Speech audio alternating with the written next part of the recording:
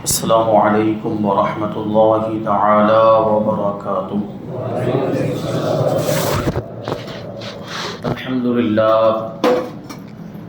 للہ رب العالمین والعاقبۃ للمتقین والصلاة والسلام علی سید الانبیاء والمرسلین وعلی آلہ واصحابہ اجمعین، اما بعد فاعوذ باللہ من الشیطان الرجیم، بسم اللہ الرحمن الرحیم۔ واتخذ اللہ ابراہیم خلیلا، صدق اللہ مولانا العظیم وصدق رسولہ النبی الامین المتین الکریم، ونحن على ذلك لمن الشاہدین والشاکرین والذاکرین والحامدین، والحمد للہ رب العالمین۔ آئیے ہم اور آپ سب سے پہلے حضور سرور کائنات، فخر موجودات، باعث تخلیق کائنات، احمد مجتبی محمد مصطفیٰ صلی اللہ علیہ وسلم کی مقدس بارگاہ میں درود و سلام کا ہدیہ پیش کریں اور پڑھیں اللہم صلی علی سیدنا و مولانا محمد معدن الجود والکرم وآلہ الکرام وابنہ الکریم وبارک وسلم صلاۃ و سلاما علیک یا رسول اللہ صلی اللہ تعالی علیہ وسلم۔ اللہ تبارک و تعالی کے جلیل القدر پیغمبر حضرت ابراہیم خلیل اللہ علیہ السلام کا تذکرہ جاری ہے۔ اس سے پہلے والے جمعہ میں آپ نے سماعت کیا کہ حضرت ابراہیم علیہ السلام نار نمرود سے باہر تشریف لائے اور دعوت و تبلیغ کا فریضہ انجام دینا شروع کر دیا، لیکن بہت سمجھانے کے باوجود بھی جب آپ کی قوم کے لوگ راہ راست پر آنے کے لیے تیار نہ ہوئے تو حضرت ابراہیم علیہ السلام نے ہجرت فرمانے کا ارادہ کر لیا اور عراق چھوڑ کر ملک شام کی طرف روانہ ہو گئے۔ درمیان میں مصر پڑتا تھا، تو مصر میں جو واقعہ پیش آیا حضرت سارہ رضی اللہ تعالی عنہا کے ساتھ، وہ بھی بیان کیا گیا۔ حضرت ابراہیم علیہ السلام جب عراق چھوڑ کر ملک شام کی طرف روانہ ہوئے تو ادھر ان کے جانے کے بعد نمرود اور اس کے ماننے والوں پر ایک ایسا عذاب آیا کہ سب تباہ و برباد ہو گئے۔ وہ عذاب تفاسیر کی کتابوں میں اس کی تفصیل اس طرح بیان کی گئی کہ اللہ تبارک و تعالیٰ نے ان پر مچھروں کا عذاب بھیجا۔ مچھروں نے ان کے جسموں کا خون پی لیا اور ان کے گوشت پوست کو کھا گئے۔ مچھر گوشت کو بھی کھا گئے، چمڑے کو بھی کھا گئے، اور صرف ہڈیوں کا ڈھانچہ باقی رہ گیا۔ اس طریقے سے پوری قوم ہلاک و برباد کر دی گئی، اور انہیں مچھروں میں سے ایک مچھر نمرود کی ناک سے، نمرود کے نتنے سے اس کے دماغ تک پہنچ گیا داخل ہونے کے بعد، اور وہی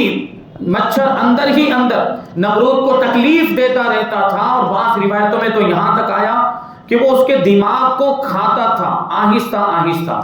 یہاں تک کہ اس کا پورا دماغ کھوکھلا ہو گیا، اس کی کھوپڑی خالی ہو گئی، اور اسی میں وہ بھی ہلاک و برباد ہو گیا۔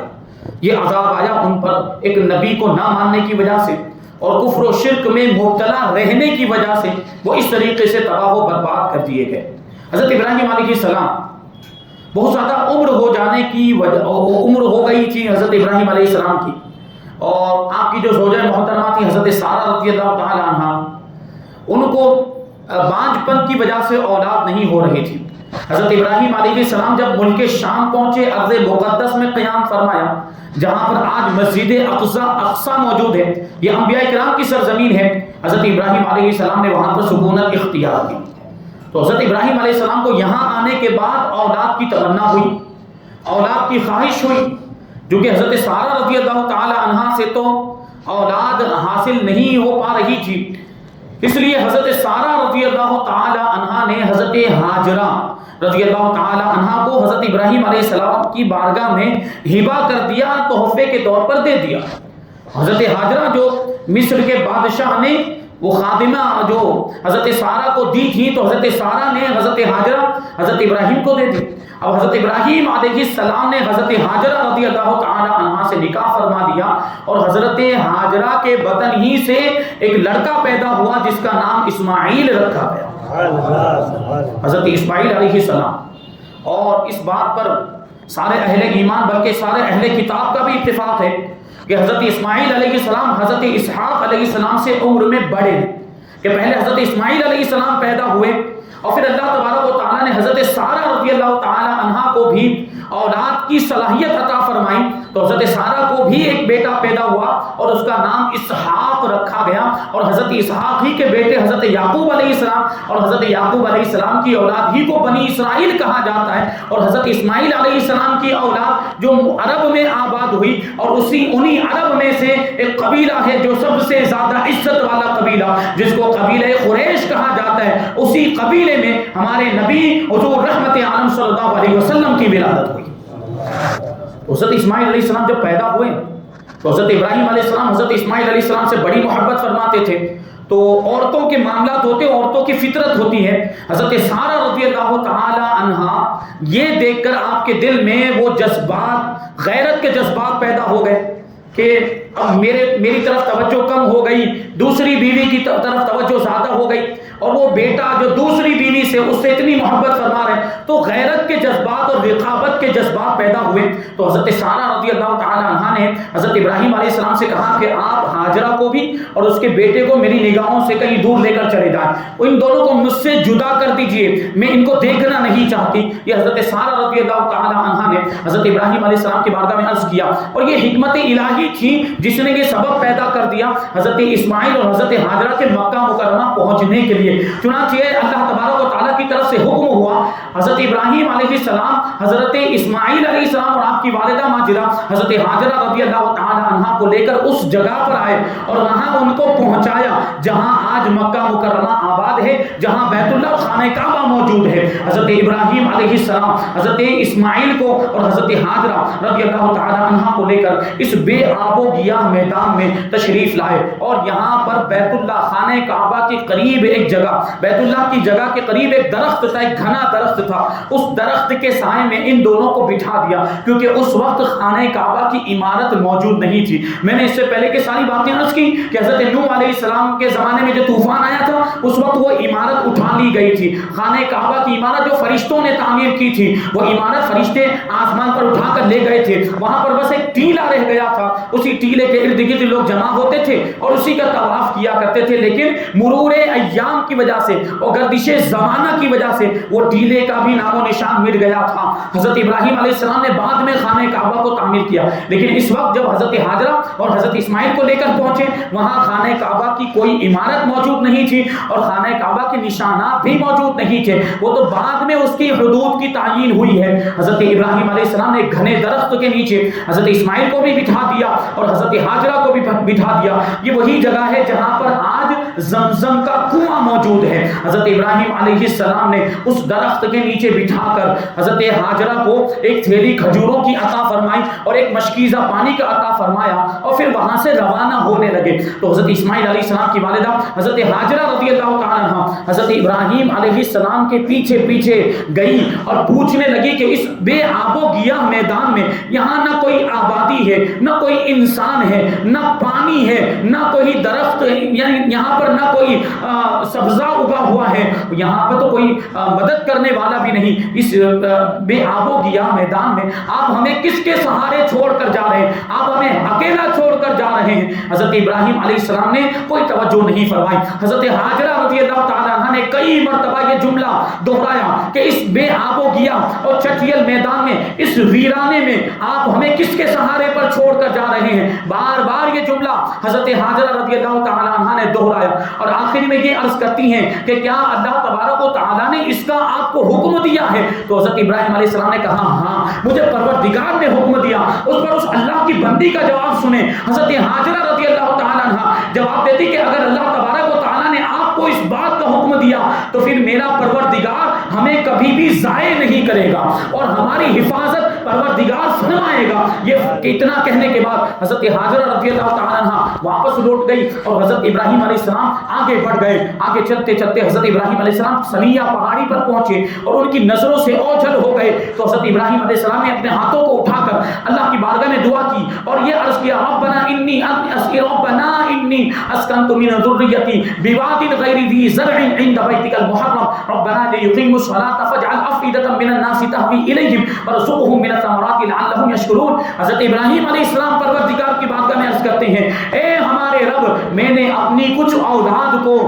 تیرے عزت والے گھر کے قریب ایک ایسی وادی میں آباد کر دیا ہے، ایک ایسی وادی میں ان کو ٹھہرا دیا جہاں پر کھیتی نہیں ہوتی ہے، جو بالکل چٹیل میدان ہے جہاں پر کوئی درخت نہیں، اے میرے رب تاکہ وہ نماز کو قائم رکھیں، ربنا لیقیموا الصلاۃ فاجعل افئدۃ من الناس تهوی الیہم، تو اے پروردگار تو ان کی طرف لوگوں کے دلوں کو مائل کر دے اور پھلوں سے ان کو رزق عطا فرما تاکہ وہ تیرے شکر گزار بن جائیں، تاکہ وہ تیرا شکریہ ادا کرے۔ حضرت ابراہیم علیہ السلام نے اس موقع پر پروردگار کے بارگاہ میں دعا کی تھی، ذرا وہ منظر تو اپنی نگاہوں کے سامنے لائیں، چشمے تصور سے ذرا اس کے بارے میں غور کریں کہ ایک باپ ہے اور ایک شوہر ہے۔ حضرت ابراہیم علیہ السلام نے دل پر کس طریقے سے پتھر رکھ کر اپنی بیوی حضرت ہاجرہ رضی اللہ تعالیٰ عنہ اور اپنے پیارے بیٹے جو بڑھاپے میں عطا کیے گئے تھے ان کو وہاں پر چھوڑ کر، جہاں کوئی سہارا نہیں، کوئی آبادی نہیں، پانی نہیں، ایسی جگہ پر چھوڑ کر صرف اللہ کے حکم پر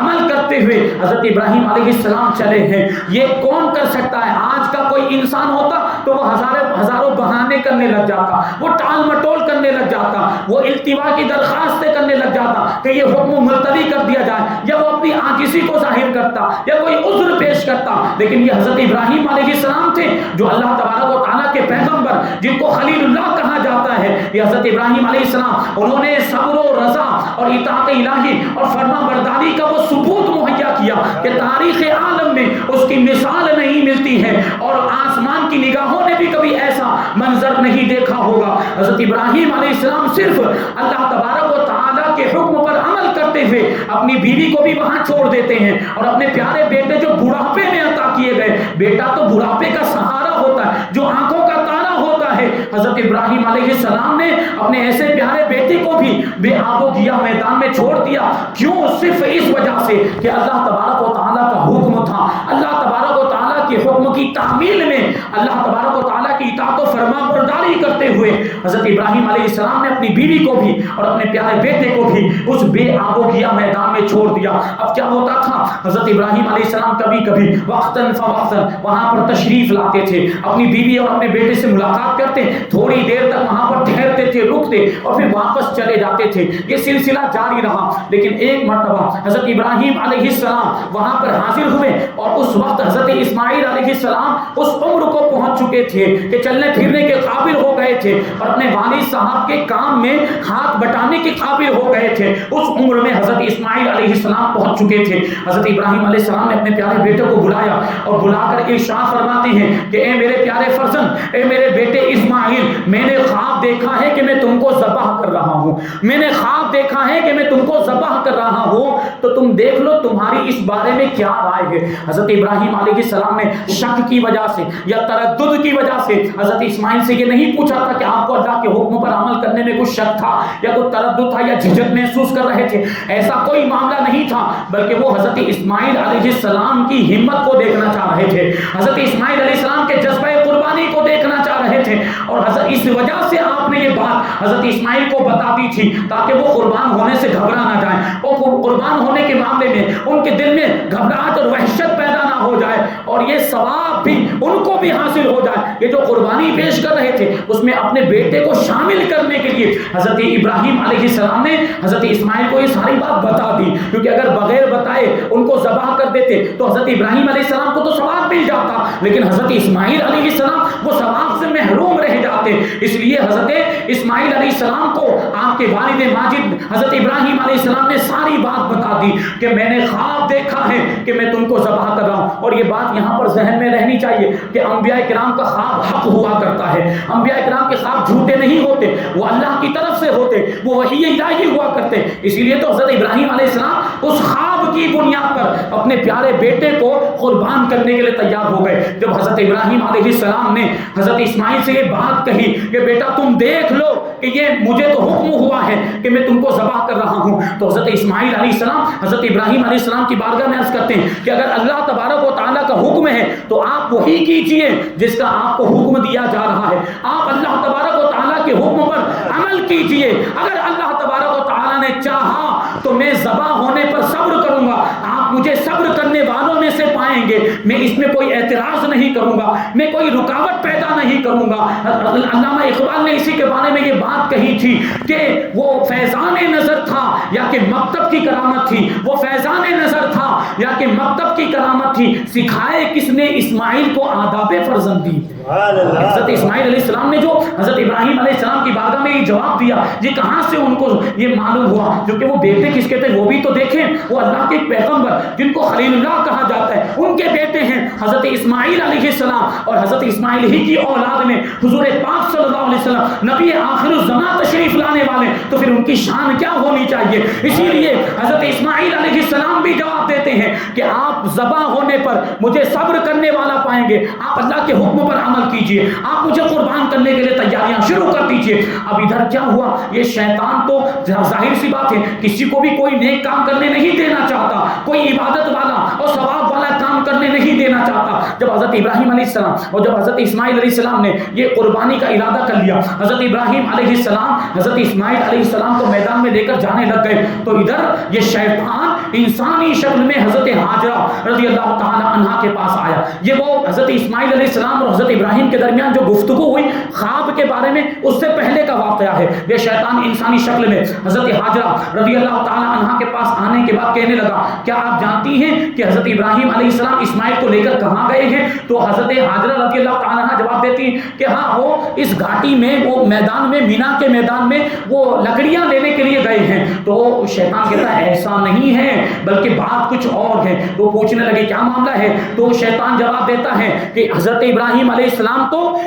اسماعیل کو ذبح کرنے کے لیے لے کر گئے ہیں، ان کی قربانی پیش کرنے کے لیے لے کر گئے. تو حضرت ہاجرہ رضی اللہ تعالی عنہا جواب دیتی کہ ایسا کیسے ہو سکتا ہے؟ وہ تو اپنے بیٹے سے بڑی محبت فرماتے، وہ تو اپنے بیٹے پر بڑی شفقت فرماتے. بھلا ایسا مہربان باپ اپنے بیٹے کو کیسے قربان کر سکتا ہے، اپنے بیٹے کو کیسے ذبح کر سکتا ہے؟ تو شیطان نے یہ بھول سے بات کہہ دی تھی اور اس نے یہ کہا تھا کہ حضرت ابراہیم علیہ السلام کا گمان یہ ہے کہ ان کو اللہ تبارک و تعالیٰ نے اس بات کا حکم دیا ہے. اب سننے جیسی بات ہے، غور کرے کہ جو اللہ تبارک و تعالیٰ کے حکم پر ایک بے آب و گیا میدان میں رہنے پر جو تیار ہو گئے تھے، اللہ تبارک و تعالیٰ کے حکم کی جہاں بات آ جائے تو وہ اپنے بیٹے کو قربان کرنے پر کیوں تیار نہیں ہوں گے؟ شیطان یہ بھول گیا تھا اور بھول سے اور جہالت کی بنیاد پر اس نے یہ بات حضرت ہاجرہ رضی اللہ تعالیٰ عنہا کو بتا دی کہ حضرت ابراہیم علیہ السلام جو حضرت اسماعیل علیہ السلام کو قربان کرنے کے لیے لے کر جا رہے ہیں، اس کا حکم ان کے پروردگار نے ان کو دیا.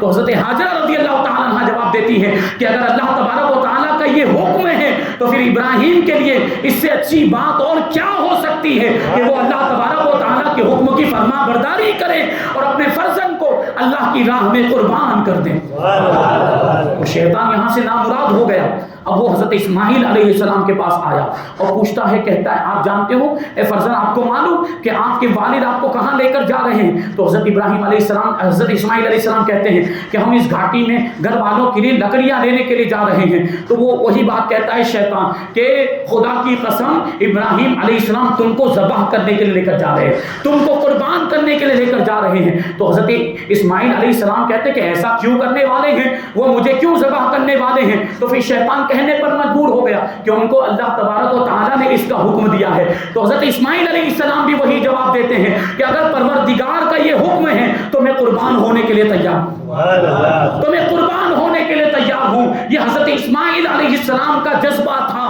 کہ وہ اللہ تبارک و تعالیٰ کے حکم کو جب انہوں نے سنا تو اس کی تعمیل کرنے کے لیے تیار. یہ صبر و رضا، یہ توکل اور اللہ پر بھروسہ، اللہ کے حکم کی تعمیر، اطاعت و فرما برداری کا وہ جذبہ تھا جس کی مثال ہمیں تاریخ عالم میں نظر نہیں آتی۔ حضرت اسماعیل علیہ السلام قربان ہونے کے لیے تیار ہو گئے۔ اب یہاں سے بھی وہ نامراد ہوا، یہاں حضرت اسماعیل علیہ السلام کی بارگاہ میں بھی شیطان نے منہ کی کھائی، اس کا مقصد پورا نہیں ہوا۔ تو آخر کار حضرت ابراہیم علیہ السلام کی بارگاہ میں آیا اور حضرت ابراہیم علیہ السلام سے کہنے لگا کہ دیکھو آپ یہ اپنے بیٹے کو قربان کریں، اتنا پیارا بیٹا، یہ بیٹے کو کیوں قربان کریں؟ تو خواب کی بات ہے، تو شیطان بھی ہو سکتا ہے، شیطان خواب میں آیا ہوگا اور شیطان نے خواب میں آنے کے بعد آپ کو اپنے بیٹے کو ذبح کرنے کا حکم دیا ہے۔ تو حضرت ابراہیم علیہ السلام سمجھ گئے، کیونکہ حضرت ابراہیم علیہ السلام اللہ کے نبی، آپ جانتے تھے کہ نبیوں کے خواب جھوٹے نہیں ہوتے، یہ شیطان مردود ہے جو جھوٹ بول رہا ہے۔ حضرت ابراہیم علیہ السلام نے کہا اے خدا کے دشمن مجھ سے دور ہو جا، کنکریاں اٹھا کر اس کو ماری۔ آج بھی میدان مینا میں جو کنکریاں ماری جاتی ہیں یہ حضرت ابراہیم، حضرت اسماعیل، حضرت ہاجرہ رضی اللہ تعالیٰ عنہم کی یہ سنت ہے، اس سنت کو باقی رکھا گیا۔ حضرت ابراہیم علیہ السلام نے جب اس کو کنکریاں ماری اور ارشاد فرمایا میں تو اپنے رب کے حکم پر عمل کروں گا، اپنے رب کے حکم کو پورا ضرور کروں گا، شیطان یہاں سے بھی نامراد ہو گیا، شیطان یہاں بھی ناکام ہو گیا۔ یہ دیکھیے یہ قربانی کی داستان، اس کے بارے میں شاعر کہتے ہیں کہ غریب و مسکین اور غریب و درود پاک پڑھ لیجیے، اللہم صلی علی سیدنا و مولانا محمد معدن الجود والکرم وآلہ الکرام وابنہ الکریم وبارک وسلم صلاۃ و سلام علیک یا رسول اللہ صلی اللہ تعالی علیہ وسلم۔ اس شعر کا مطلب یہ ہے کہ بڑی عجیب و غریب داستان ہے، حرم کی جو داستان ہے بڑی عجیب و غریب داستان ہے کہ اس کی ابتدا اسماعیل سے ہوتی ہے اور انتہا حسین پر ہوتی ہے۔ اب حضرت ابراہیم علیہ السلام نے بھی اور حضرت اسماعیل علیہ السلام نے بھی اللہ تبارک و تعالیٰ کے حکم پر سر تسلیم خم کر دیا۔ اب قربانی کی تیاریاں شروع ہونے لگ گئی تو حضرت اسماعیل علیہ السلام اپنے پدر بزرگوار کی بارگاہ میں عرض کرتے ہیں کہ والد آپ نے مجھے قربان کرنے کا ارادہ بنا لیا ہے تو مجھے رسیوں سے مضبوطی سے باندھ دیں تاکہ میں تڑپ نہ سکوں، اور آپ اپنے کپڑے سمیٹ لیں تاکہ جب آپ مجھ پر چھری چلا رہے ہوں تو میرے خون کے قطرے آپ کے کپڑے پر، آپ کے لباس پر نہ پڑ جائیں اور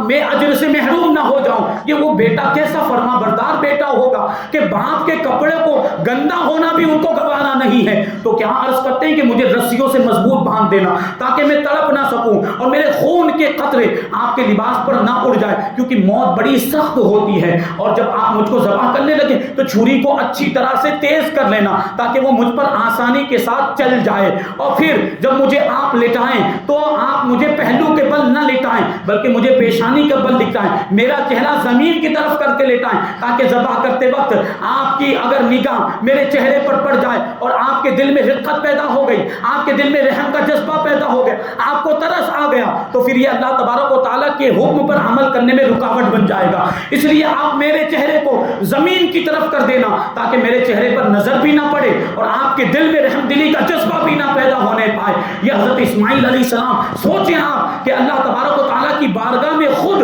قربان ہونے کا کیسا جذبہ اور کیسی ہمت ان کے اندر تھی۔ پھر عرض کرتے ہیں کہ والد بزرگوار اگر ممکن ہو، اگر ہو سکے تو میرا یہ کرتا، میرا یہ قمیص میری والدہ کو دے دینا تاکہ یہ اس کو دیکھ کر ان کو کوئی تسلی حاصل ہو اور ان کو صبر ہو جائے۔ حضرت ابراہیم علیہ السلام نے کہا ٹھیک ہے بیٹا، تم کتنے پیارے بیٹے ہو کہ اللہ کے حکم پر عمل کرنے میں تم میرے کتنے مددگار ثابت ہو رہے ہو۔ اتنا کہنے کے بعد حضرت ابراہیم علیہ السلام نے اپنے بیٹے کی خواہش کے مطابق حضرت اسماعیل علیہ السلام کو رسیوں سے باندھ دیا اور آپ کو وہ منہ کے بل زمین پر لٹا دیا۔ چھری کو تیز کرنے کے بعد حضرت ابراہیم علیہ السلام نے حضرت اسماعیل کے گلے پر اپنے اعتبار سے چھری چلا دی تھی، لیکن اللہ تبارک و تعالیٰ نے حضرت ابراہیم علیہ السلام کے ہاتھ میں اس چھری کو پلٹ دیا اور جنت سے حضرت جبرائیل کو حکم دیا کہ جنت سے ایک مینڈھا لے کر جاؤ اور اسماعیل کی جگہ پر وہ مینڈھا رکھ دو، اور ادھر دوسری جانب اللہ تبارک و تعالیٰ نے حضرت ابراہیم علیہ السلام کی طرف وحی فرمائی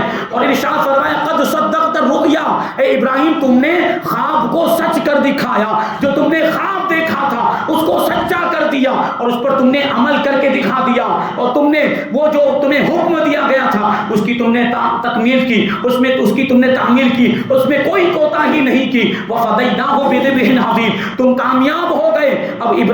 اسماعیل علیہ السلام کو ہم نے بچا دیا اور اسماعیل علیہ السلام کے فدیے کے طور پر ہم نے یہ بڑا ذبیحہ بھیجا ہے، یہ مینڈھا بھیجا ہے، اسماعیل کی جگہ پر اسی کو ذبح کر دو، یہ اسماعیل علیہ السلام کا فدیہ ہو جائے گا، یہ اس کے قائم مقام ہو جائے گا۔ یہ پورا واقعہ میدان مینا میں پیش آیا. مینا کے میدان میں حضرت ابراہیم علیہ السلام حضرت اسماعیل علیہ السلام کو ذبح کرنے کے لیے لے گئے تھے. سوچیں آپ اس منظر کو اپنے نگاہوں کے سامنے لائیں، کیسے ایک باپ اپنے بیٹے کو قربان کرنے کے لیے تیار ہو گیا. یہاں بھی وہی بات ہے کہ اللہ تبارک و تعالیٰ کا حکم تھا. اللہ تبارک و تعالیٰ کے حکم پر حضرت ابراہیم علیہ السلام نے سر تسلیم کو خم کر دیا. کوئی بہانے نہیں بنائے، کوئی تردد نہیں کیا، کوئی عذر پیش نہیں کیا کہ اتنا پیارا بیٹا اتنی زیادہ عمر ہونے کے بعد بڑھاپے میں عطا کیا گیا، اور جو بیٹا جو نگاہوں کا آنکھوں کا تارا ہوتا ہے، جو گھر کا اجالا ہوتا ہے، جو گود کا پالا ہوتا ہے، ایسے پیارے بیٹے کو کیسے قربان کر دے. حضرت ابراہیم علیہ السلام اس سے پہلے بھی اپنی جان کی قربانی بھی دے چکے، اپنے مال کی قربانی بھی دے چکے ہیں، اپنے وطن کو بھی چھوڑ چکے، لیکن اب بیٹے کو قربان کرنے کی باری آئی تو اللہ تبارک و تعالیٰ کے حکم پر عمل کرتے ہوئے اپنے پیارے عزیز بیٹے کو بھی قربان کرنے کے لیے تیار ہو گئے. اور دوسری جانب وہ بیٹا بھی کیسا سعادت مند تھا، وہ بیٹا بھی کیسا نیک بخت تھا کہ اپنے والد کے اپنے زبان مبارک سے جب یہ بات سنی کہ مجھے اللہ تبارک و تعالیٰ کا حکم ہوا ہے کہ میں تم کو ذبح کر رہا ہوں، اب بتاؤ تمہاری کیا رائے ہے. تو وہ اسماعیل بھی اپنے والد ماجد کو کہتے ہیں کہ آپ کو جو حکم دیا جا رہا ہے آپ اس پر عمل کیجئے. آپ بتائیے کہ تاریخ عالم میں کیا کوئی ایسا واقعہ ملتا قربانی کا ایسا واقعہ؟ یہ وہ قربانی کی مثال تھی جو حضرت ابراہیم علیہ السلام اور حضرت اسماعیل علیہ السلام نے قائم کی تھی. اسی وجہ سے تو اس امت میں بھی اور ہماری شریعت میں بھی حضرت ابراہیم علیہ السلام کی سنت کو باقی رکھا گیا، قربانی کی سنت کو باقی رکھا گیا.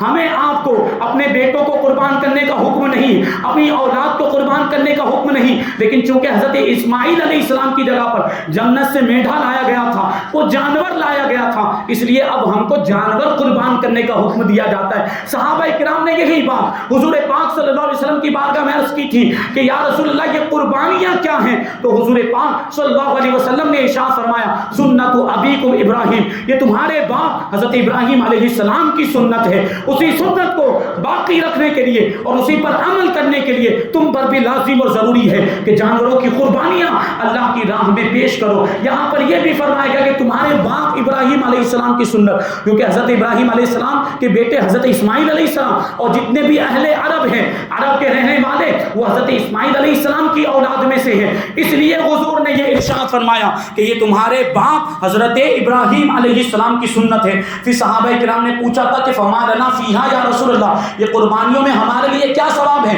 تو حضور نے ارشاد فرمایا بکل شعرۃ حسنہ، کہ قربانی کے جانور کے ہر بال کے بدلے میں قربانی کرنے والے کو ایک نیکی ملتی ہے. سبحان اللہ. ابھی آپ سوچیں کہ ایک بکرا ہو، اس کے جسم پر بال ہیں، وہ بال اگر ہم شمار کرنا چاہیں، اگر ہم گننا چاہیں تو گن سکتے ہیں؟ نہیں. فرصت لے کر بیٹھ جائیں، سال نکل جائے گا، 2 سال، لیکن آپ وہ بکرے کے جسم پر جتنے بال ہیں ان بالوں کو گن نہیں پائیں گے. اور ہر بال کے بدلے میں حضور فرما رہے ہیں کہ قربانی کرنے والے کو ایک نیکی ملتی. اس کا مطلب کیا ہوا کہ اللہ تبارک و تعالیٰ قربانی کرنے والے کو بے شمار نیکیاں عطا فرماتا ہے. اچھا، صحابہ کرام نے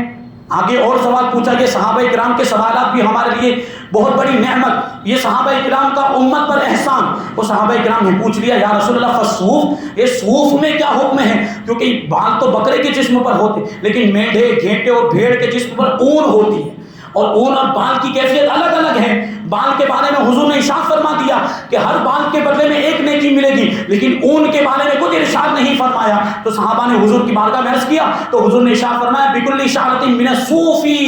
حسنہ، کہ اون کے ہر ریشے کے بدلے میں بھی ایک نیکی ملے گی.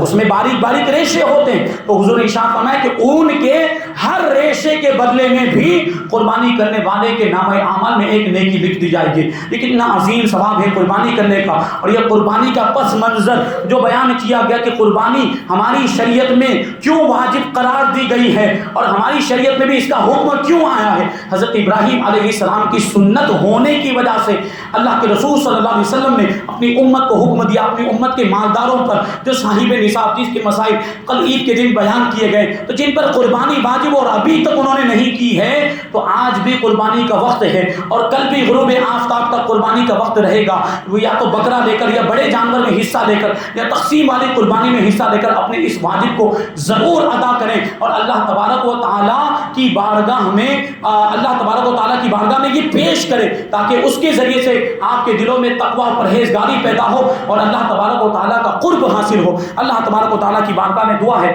کہ جو کچھ بھی بیان ہوا اس پر ہم سب کو عمل کرنے کی توفیق عطا فرمائے، احکام اسلام، شریعت مصطفیٰ، سنت رسول اللہ صلی اللہ علیہ وسلم پر ہم سب کو عمل کرنے کی توفیق عطا فرمائے، اور جن پر قربانیاں واجب ہیں ان کو خوش دلی اور خلوص کے ساتھ حصول ثواب کی نیت سے قربانی کرنے کی توفیق عطا فرما، اور جو بھائی ہمارے قربانیاں کر چکے ہیں یا کرنے والے ہیں، اے پروردگار سب کی قربانیوں کو قبول فرمائے۔ وما علینا الا البلاغ، اور سنت ادا کرنا۔